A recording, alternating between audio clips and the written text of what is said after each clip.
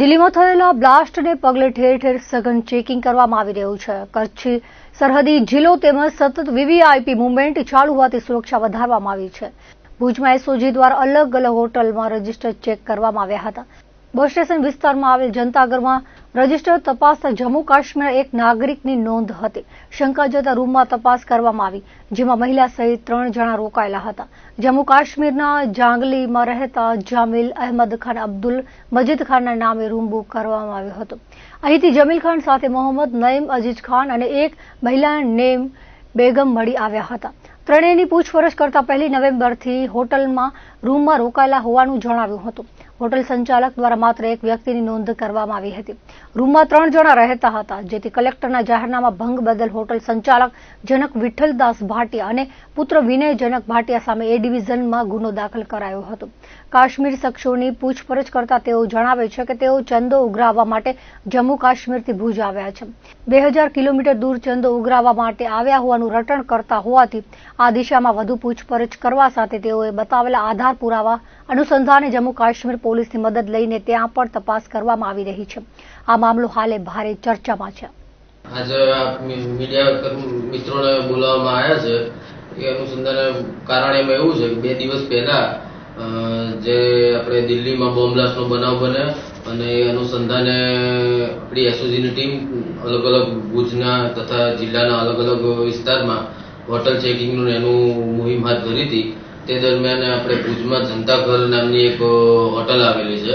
તે ચેક કરવા દરમિયાન તે હોટલમાંથી 2 કાશ્મીરી યુવક, 1 મહિલા તથા 3 બાળકો મળી આવેલ હતા અને જેમના રહેણાંકના રજીસ્ટ્રેશન બાબતે પૂછપરછ કરતા તેમણે માત્ર એક વ્યક્તિનું રજીસ્ટ્રેશન કરેલું હતું. બીજા કોઈના આઈડી પુરાવા કે કોઈ માહિતી લીધેલ હતી નહીં.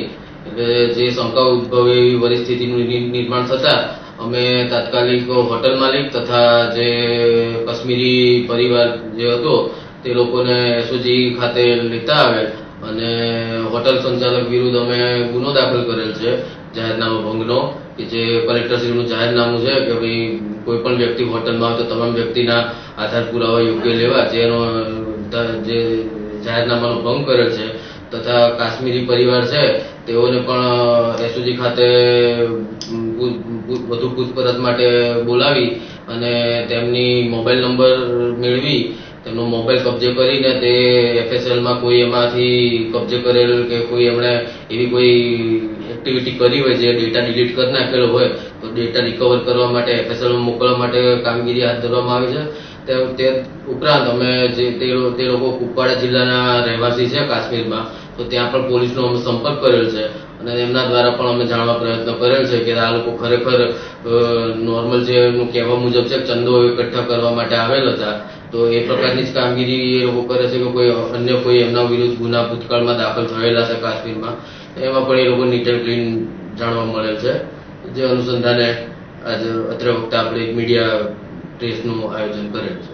હોટલ માલિક વિરુદ્ધ મેં જેમ આપણે જણાવ્યું કે જાહેરનામા ભંગનો ગુનો દાખલ કરવામાં આવેલ છે અને તે ઉપરાંત બીજા ખાસ હવે એમાં બીજી તો કોઈ પ્રોસેસ કરવાની હોટલ માલિક વિરુદ્ધ રહેતી નથી કરવાની, પરંતુ એ ઉપરાંત ખાસ મીડિયા કર્મચારી થ્રુ ભુજની જનતાને તથા હોટલ સંચાલકોને એક મેસેજ આપવા માટે મારી એ પ્રબળ ઈચ્છા છે કે કોઈ પણ ગુજરાત બહારનો કોઈ વ્યક્તિ, જે અમે અવારનવાર હોટલ સંચાલકોની મિટિંગ પણ યોજી છે, દરમિયાન પણ એમને કહેવામાં આવેલ છે કે ઇવન ભારત બહાર નહીં, ગુજરાત બહારનો પણ કોઈ વ્યક્તિ આવે તો અચૂક લોકલ પોલીસને કે અમને એસઓજીને જાણ કરે કે જેથી એ વ્યક્તિનું અમે હિસ્ટ્રી કોઈ ગુનાહિત છે કે કોઈ આતંકી સંગઠનમાં સંકળાયેલ છે કે શું છે શું નહીં આપણે જાણી શકીએ.